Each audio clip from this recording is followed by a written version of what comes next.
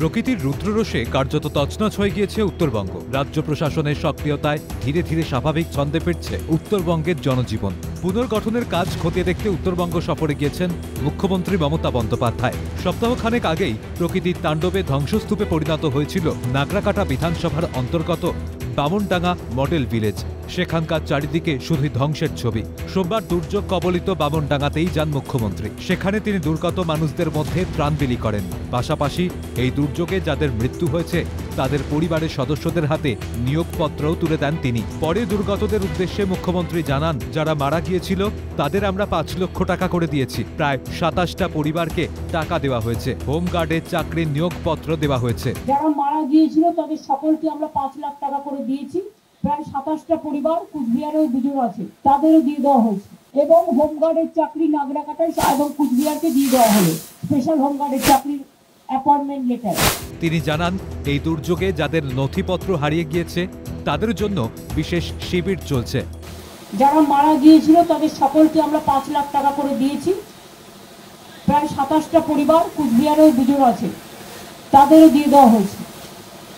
এবং হোমগার্ডের চাকরি নাগরাকাটায় এবং কুচবিহারকে দিয়ে দেওয়া হলো স্পেশাল হোমগার্ডের চাকরির অ্যাপয়েন্টমেন্ট লেটার। পাশাপাশি ইন্দো ভুটান রিভার কমিশনের গঠনের পক্ষে ফের একবার সওয়াল করেন রাজ্যের প্রশাসনিক প্রধান। তার দাবি, এই কমিশন গঠন করে তাতে রাজ্যের একজন প্রতিনিধিকে রাখতে হবে। এই দুর্যোগের জন্য ওদের ক্ষতিপূরণ দেওয়া উচিত। আর ভুটানের জলে এত বড় ঘটনা ঘটেছে, আমরা অনেক দিন ধরে বলছি ইন্ডো রিভার ভুটান কমিশন করা উচিত, রিভার কমিশন, এবং যাতে বেঙ্গলকে মেম্বার রাখা উচিত।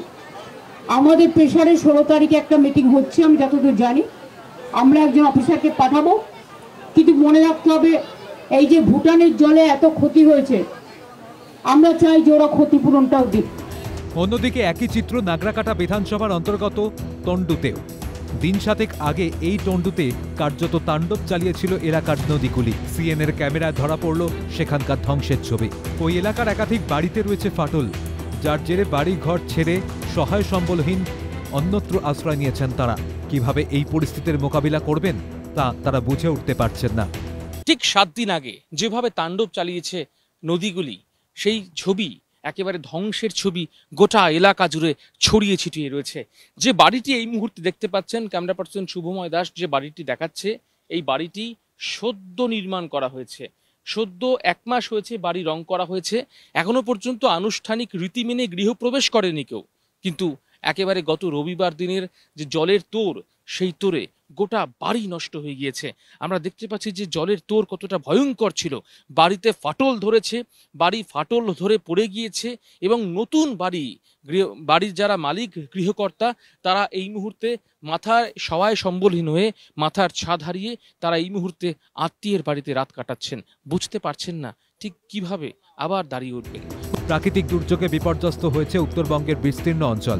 তবে এই কঠিন সময়ে রাজ্য সরকার যে সর্বতোভাবে দুর্গতদের পাশে রয়েছে, বিপর্যস্ত এলাকা পরিদর্শন করে সেই বার্তাই দিলেন রাজ্যের প্রশাসনিক প্রধান। ক্যামেরায় শুভময় দাসের সঙ্গে রাজা সাহার রিপোর্ট, ক্যালকাটা নিউজ।